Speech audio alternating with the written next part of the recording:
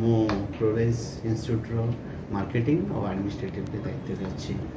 Sir କ'ଣ କହିବେ ଆଜି ଆପଣ ଡାକିଛନ୍ତି ଯେଉଁ ପ୍ରେସ୍ ମିଟ୍ଟା କ'ଣ ରହିଛି? ମୁଁ ଯେଉଁ ଡାକିଛି ଆମର ପ୍ରୋରେଜ୍ ଇନଷ୍ଟିଚ୍ୟୁଟ୍ ଏଇଟା ପ୍ରଫେସନାଲ୍ ଇନଷ୍ଟିଚ୍ୟୁଟ୍ ଥିଲା, ଜଷ୍ଟ ଲାଇକ୍ ସିଏ CMA ଆଉ CS ପାଇଁ।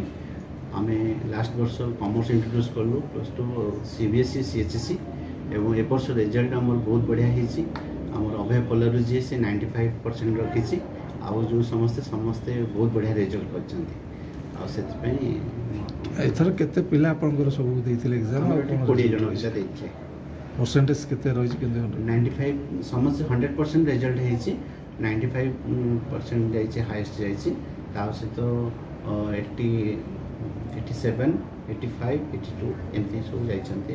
ଆଉ ପ୍ରୋରାଇଜ୍ର ଆପଣଙ୍କର ୟୁନିକ୍ କ'ଣ ଅଛି ଯେଉଁଥିରେ ଆପଣ ଟିଚିଂ ଷ୍ଟାଇଲ୍ଟା କ'ଣ ରହୁଛି? ଆମର ଏଠି ପର୍ଟିକୁଲାର ଯେଉଁ ଆମର ଗାଇଡାନ୍ସିପ୍ ସ୍ପେଶାଲି ମୁଁ ନିଜେ ପିଲାମାନଙ୍କୁ ମନିଟରିଂ କରେ ଏବଂ ଆମର ଯେଉଁ ସାର୍ମାନେ ଫ୍ୟାକଲ୍ଟି ମାନେ ଅଛନ୍ତି ବହୁତ କୋଅପରେଟିଭ୍।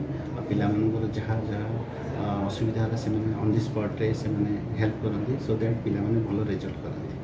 କ'ଣ ଆପଣ ପ୍ରିପାରେସନ୍ଟା କେମିତି ହେଲ୍ପ କରନ୍ତି? ମାନେ କ'ଣ କେଉଁ ଟାଇପ୍ର? ପିଲାମାନଙ୍କୁ ମୁଁ ଡେଲି ମିନିମମ୍ 5 pages ଲେଖା ଦିଏ।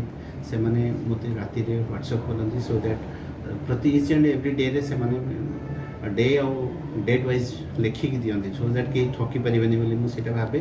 ସେଥିପାଇଁ ପିଲାମାନେ କେଉଁଟା ଲେଖା ପ୍ରାକ୍ଟିସ୍ କରନ୍ତି ଆଉ ଡେଲି 4-5 ଘଣ୍ଟା ଲେଖେ ପିଲା ପରିଶ୍ରମ କରନ୍ତି, ସୋ ଦ୍ୟାଟ୍ ଆମେ ଆଜି ଏଇ ବଢ଼ିଆ ରେଜଲ୍ଟ ପାଇଛୁ। ପ୍ରୋରାଇଜ୍ରେ ଏମିତି କ'ଣ ଖାସିୟତ ଅଛି ଯାହାଦ୍ୱାରା କି ପିଲାମାନେ ଏଇଠି ଜଏନ୍ କରିବେ, ଆସିବାକୁ ଚାହିଁବେ? ପ୍ରୋରାଇଜ୍ର ଏତିକି ଅଛି ଯେ ଆମେ ଏଠି ଆମର ପ୍ରଫେସନାଲ୍ କୋର୍ସ ଅଛି CSCM ଆଫ୍ଟର +2 ପାଇଁ। ଏବଂ ଏ ବର୍ଷ ବି ଆମେ ସାଇନ୍ସ ଇଣ୍ଟ୍ରୋଡ୍ୟୁସ୍ କରୁଛୁ, CBSE ବି ଇଣ୍ଟ୍ରୋଡ୍ୟୁସ୍ କରୁଛୁ। ଆଉ ଏଠି ଆସିଲେ ଏଠି ଆଟମସ୍ଫିୟର ବହୁତ ବଢ଼ିଆ ଅଛି, ସାର୍ମାନେ ବହୁତ କୋଅପରେଟିଭ୍ ଅଛନ୍ତି। ଏଠି ଗାଇଡାନ୍ସିପ୍ ଆଉ atmosphere everything is very nice.